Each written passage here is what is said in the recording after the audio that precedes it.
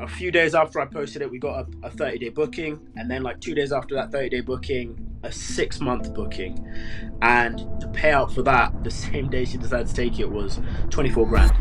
I only got my first unit in November of 2024, and since then have scaled to multiple properties. What's the rent on that one flat, and how much profit are you making from that one Airbnb alone? So we're paying about 2.2 altogether for that one. And just this month, got a booking for the whole month for 7.5 grand. So for this month, the profit is 5k for that one flat. Just from one Airbnb? Just from that one Airbnb for the month of July, it's 5.5 in profit. It's smashing it out of the park. All right, guys, we are here with my student Farai, and we are going to be learning exactly what Farai did to start and scale his short-term rental business. At the moment, Farai is generating £15,000 per month from his short-term rental business, and we're going to be learning exactly how he's managed to do that. So, Farai, do you want to introduce yourself? Let us know, where you're from and what you were doing before joining. Thank you, Leena, for having me on. I really do appreciate it. For those of you who might not know, my name's Farai.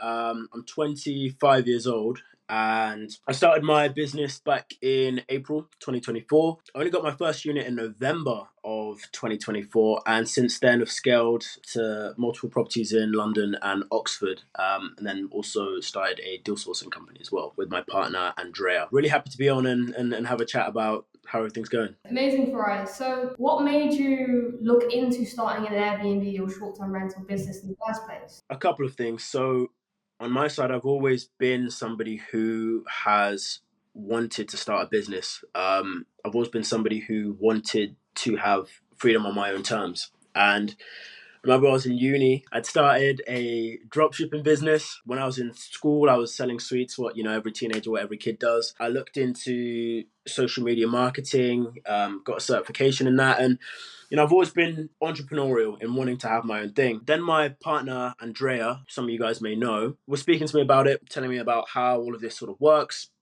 And then we started doing a bit more research on it, and then she decided to sign up to the course, and that's when we really got into it properly, and that's where everything started. Amazing. And I know you said that you tried drop shipping before and these other sites. What was missing? What was not working with these other businesses? I think the thing with these other businesses is the fact that a lot of people put money over purpose. For example, with the drop shipping or with SMMA, the point of it was just to make money and have a business. Whereas here with short-term rentals, for me especially, it's about building a life that I don't have to go on holiday from, building a life that I don't have to walk away from. It's freedom in terms of financially, yes, but also time, physically, location, and also just being able to actually impact somebody else's life. When you provide a short-term rental for someone, you're not just making money from them, you're actually giving them an experience that them and potentially their children and their family are going to remember for a lifetime. If they go to your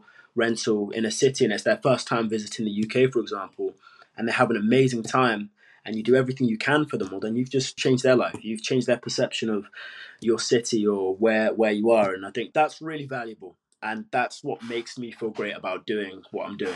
That's lovely to hear, Farai. And I completely agree with that. Having a short term rental business is a people's business, right? You're building relationships with landlords, agents, and also your guests as well. We speak a lot about getting direct bookings, and the number one way to do that is by contacting all the previous guests that have stayed with you and asking them if they'd be open to staying again. And 60 to 70% of the time, they usually do. They usually come back with you again if you've given them a great experience and come and stay with you again. So it really is people's business. You're making sure that you have great customer service. So I know you mentioned that Andrea came to you then. So your partner Andrea, she came to you and introduced you to this business and also the program. Were you skeptical about it at first? What were you thinking? Absolutely. I'll always take my hat off to Andrea as well for sort of bringing this to me and introducing me, and give her flowers for that. And I think at the start, when you look into any sort of business model that promises something, you're always a bit skeptical, right? You're always thinking, well, like, it can't be that simple. Like, you just go to a landlord, you rent it from them, and you keep the profit. So yeah, of course I was skeptical, but the more research that we did into it and the more we looked into it, the more that it really seemed like something that we would enjoy doing. First of all, it wouldn't be something that felt like a job, and it was something that you could make real money from and scale it as well. And that was the most important thing, not just being stuck in a sort of small box. So yeah, definitely was skeptical at first, but it worked out in the best way possible. So no complaints. So Farai, in total, you have about 10 rent-to-rent units. Can you walk us through what it was like then getting your very first unit? Did you face any challenges? Was it a walk in the park? What was that like? It was definitely challenging, and I'd say getting the first unit is the hardest, and everything after that just becomes so much easier once you grow and you build your connections and you get more comfortable doing the hard work. The first unit I got was a unit that I'd been looking at for so long. The landlord had put it up on the market. Then he decided to take it off to do some more renovations with it. And so I was calling the estate agent. We called him 10, 20 times. He wouldn't pick up. Eventually, we managed to just get him on the phone, and we went to view the property, talked about what we did. He was happy to bring it up to the landlord to see if he wanted to do a company let. And in the end, we went through a lot of back and forth about, how's the rent going to work? How's the company going to work? What kind of people are you going to have? Quite a long process. But after that, it was, landlord accepted. And the main thing is going back and forth on trying to give the landlord peace of mind, because we were the first company that the landlord worked with. So especially when you're dealing with a landlord who's only worked with, standard AST and standard tenants, then the main thing isn't the business or the structure of the business. It's just the peace of mind, right? He wants to know that you're going to take care of the flat. He wants to know that the types of people and types of guests you have are going to take care of it as well. And that's the main thing. That was what we were sort of going back and forth about. But after we spoke to him, told him the type of guests we'll cater to, what we're going to do with the property, our plans for maintaining it and changing it, it was all straight from there. So we ended up getting the flat. That was the first flat in the portfolio, and it's been there ever since. Probably the one that means the most to me. Amazing. And roughly, what's the rent on that one flat, and how much profit are you making from that one Airbnb alone? So the rent from that flat is 1.9 per month. Bills and council tax come up to about 200-300. So we're paying about 2.2 altogether for that one. And just this month for July coming up, um, got a booking for the whole month for 7.5 grand. So for this month, the profit is 5k for that one flat. Just from one Airbnb, 5K in profit from. Just from that one Airbnb for the month of July, it's 5.5 in profit. So yeah, it's smashing it out of the park. That's crazy. And what's the biggest booking you've received to date? There's been a couple, I think. I think the biggest in terms of how much I got paid all up front was, so I have a flat in Battersea. Just a little story behind that. A few days after I posted it, we got a 30-day booking, and then like 2 days after that 30-day booking, a 6-month booking. And she paid direct. The payout for that transferred straight to my bank account the same day she decided to take it was 24 grand. So that's the biggest booking that I've gotten all at once. That was for a 6-month stay as well. So she's still there. She's there until September. So, how did you manage to get her to book directly with you and get the funds directly in your bank account? It was really just about saying yes to everything, like even if you didn't know how you're going to work it out. So she had inquired on Airbnb, and she had said, can I come and view it like now? And so I call Andrea, and I'm like, because I'm in London right at that point, and I'm sorting out things with the other flats. So I'm like, okay, she wants to like come and view it like right now. Like, okay, I need to go and do this and this and this and grab this and this and sort out the flat because people had just left and I was in London anyway, so I had to help them, and it was, all of this. And so just decided to say yes, bolt it to the flat, showed her about an hour later everything, and with the passing it over to direct booking, I think the original cost was on Airbnb meant to be slightly higher, but told her that if you want to book directly, you can avoid the fees. We can take away the Airbnb fees. It's cheaper for you, and it's cheaper for us. I think the main thing is just being honest, because if you tell people to book directly, they know it's probably going to be to avoid the fees and to make more money. So if you just frame it in a way of, look, it's good for you because you pay less, and it's good for us because Airbnb or Booking.com take less of our profit. So it just makes it much easier for us to keep doing what we're doing. And she said, yeah, okay, completely understand. And I gave her my my company account details, and she made the transfer. So that's that story. That's amazing to hear, Farai. And these are quite big bookings that you're getting, and also, most importantly, profit that you're getting from this, it's not £100 profit or £200 profit. You're getting 5 grand in profit from these Airbnbs. So where are you spending this money then? Are you reinvesting it back into the business, maybe giving back to your family or giving even back to yourself?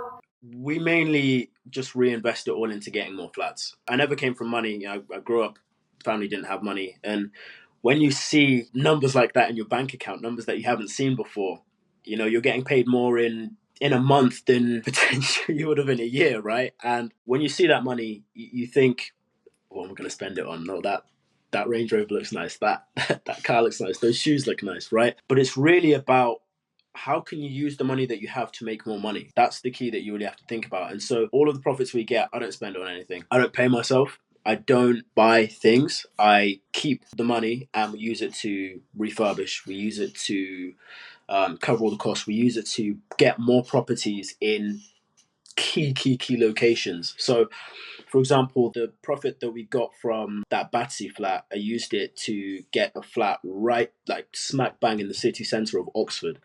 And that flat has now become my best performing flat in the portfolio. And it wouldn't have been possible if I had decided to, spend the money or do something else with it. So yeah, just reinvesting it and reinvesting it. And also, buy my mom some nice shoes too. So Oh, yeah, had that's to had to had to do that and take my family out for dinner whenever I can, whenever they're all here. So How does that feel? Because I know you just mentioned that you didn't come from a rich family, so being able to now treat your family here and there, and also treating your mom, it's quite a big jump, isn't it, from where you came from? yeah, I mean, it really makes it feel like you're doing something worth it because it's not going to be easy, right? You might see the big profits or the money coming in, but there's a lot of work behind that goes on behind the scenes.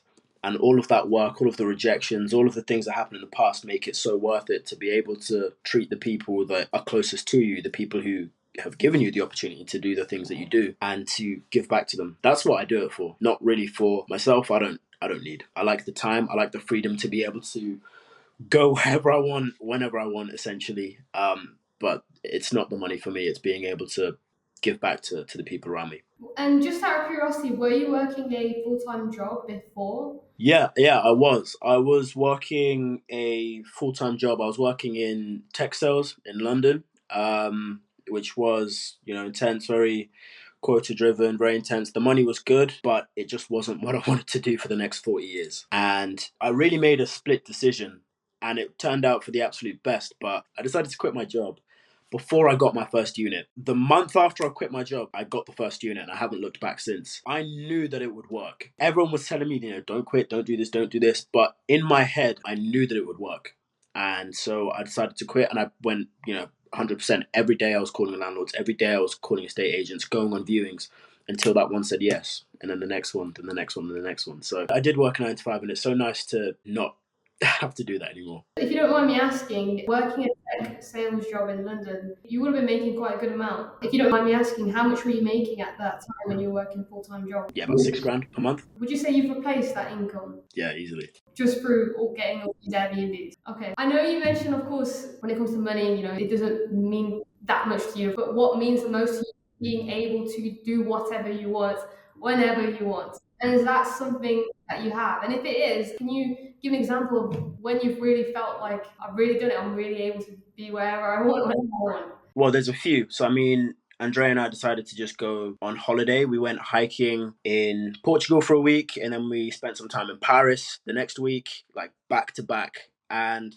being able to do that without having to check in, with my boss, can I go here for this time? How much is it going to eat into my holiday? All of that sort of stuff. For thinking about work while I'm away. I'm lucky enough that we have, systems and a power team and people that can take care of the properties when we're not here and people that we trust as well. So being able to do that and come back and it's amazing. And I think for me personally, I love to hike. That's a passion of mine. And being able to just wake up with no planning and on the day, just decide, do you know what? I think I'm going to go to Wales today. I'm just going to drive to Wales and climb Mount Snowdon. We went like 2, 3 times in the space of like a month. So there was one time when I think we're messaging you, we were in Wales, Andrea and I. And then a few weeks after that, it was just myself. I just decided, look, I'm just going to go hiking. So just went, did Mount Snowdon, came back. It's times like that where you have so much control over what you want to do on a day-to-day basis. Of course, you still have the business and you have to keep your eye on that. But the fact that having that doesn't limit you in terms of what you want to do and where you want to go, that's the most important thing for me. Freedom is so, so important. And I think a lot of people don't realize that they're not quite as free as they think. And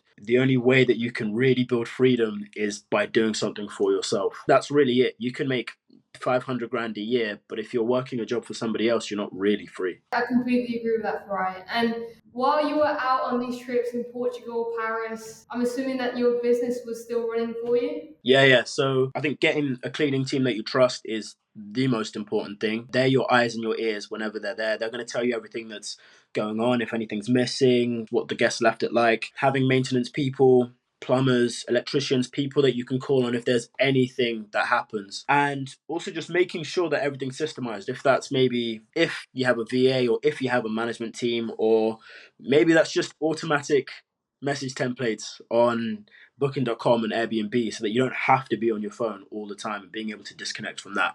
Yeah, the business was running smoothly when we weren't there. The next question I wanted to ask was roughly how many hours a week do you spend on your business? I would say now with the systems that we have in place and the team that we have, I would say less than an hour a day, 5, 6 hours a week of actual work on the business. It's funny to say that now because I'm just looking back on when I first started and, me and Andre were doing everything. We were driving to Oxford, driving to London to clean up our flats.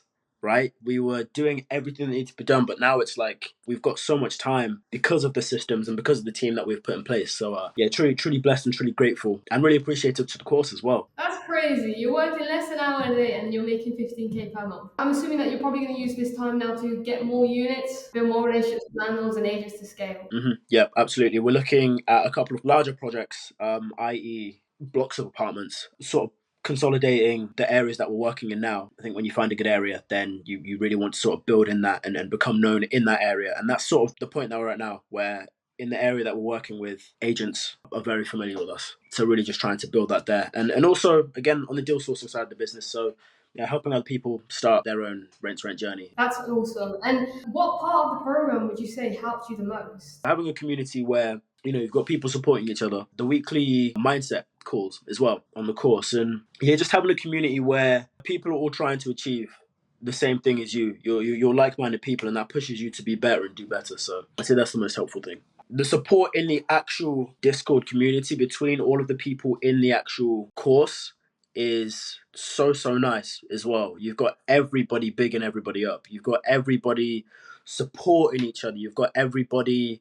praising each other's wins. That's amazing. And I know at the moment, Farai, you're using our community to also sell some deals, sell some of your own deals. So at the moment, you'll find rent to rent deals, and then you're selling it to other students in our community. Some students aren't very time rich, right? They don't have as much time to find a unit. So that's where they utilize other members of the community and their network. So how's that been going for you? It's been going very well. And I think the main thing is obviously trust. So it's good to use the community, and it's been good for us when we're building our reputation and building our deal sourcing side of the business, purely because, the people in the community know us and, we've been through the same thing that they're going through currently. And that makes it much better for people who are not time rich and they're trying to get a property instead of, sort of going to a deal source that they might not know of or they might not have any experience of, and just seeing the people that we're helping, how good the properties have been performing, especially in summer, it makes it worth it as well. So loving what we're doing right now. Yeah, really, really excited for the future. There was just one question that I didn't get to ask you a bit earlier on the course,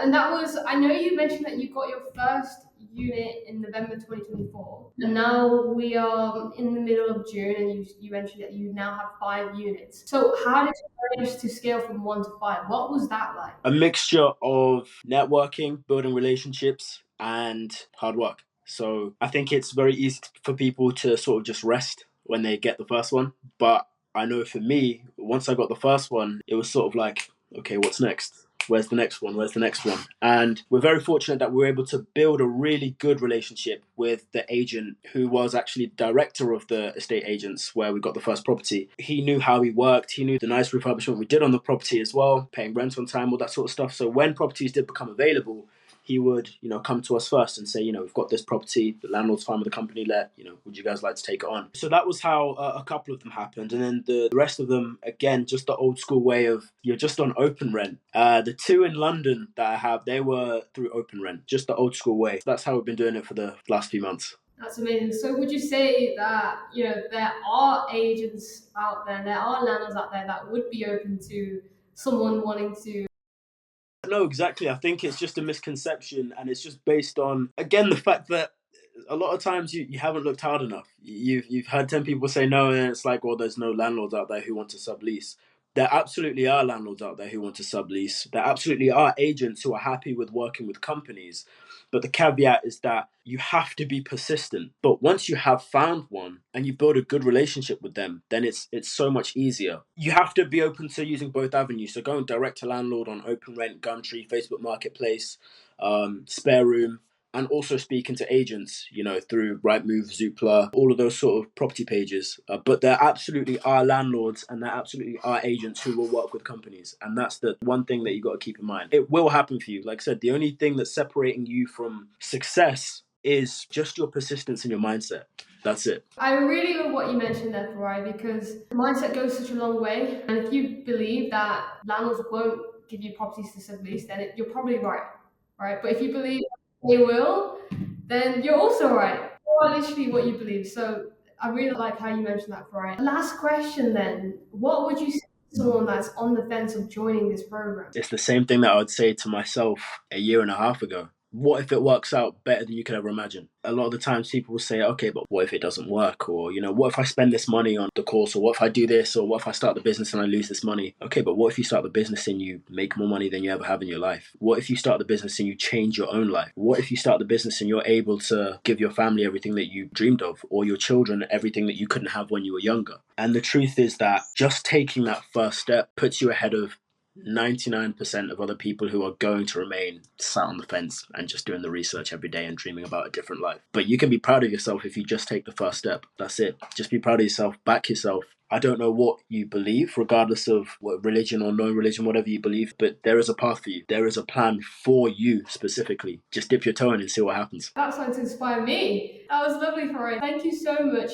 for coming on today's call. It was lovely to hear more about you and what you've achieved and the challenges you've faced and how you overcame all of them. Seeing where you are today, you've quit your job, you're making basically a full-time income, working less than an hour a day, living however you want. You can travel whenever you want to, and it's just lovely to see, Farai. So yeah, thank you so much for coming on today's call, and that's amazing, Farai. And if anyone was interested in your deal sourcing services, where could they find you? My main social media is LinkedIn, so it's just my full name, Farai Mokweza. You can also find us in the various Discord channels for the community, but also we will be having a newsletter coming out as well, which will have all of the deals there too, which is just easier. A weekly newsletter. You can find the link to that on my LinkedIn as well in my bio. It will just have all the tips that I wish I knew as well. Completely free newsletter, just all the tips and tricks that I wish I had when I started. Just everything that's going on right now. So bring you guys along on the journey. That's amazing, Farai. Thank you so much.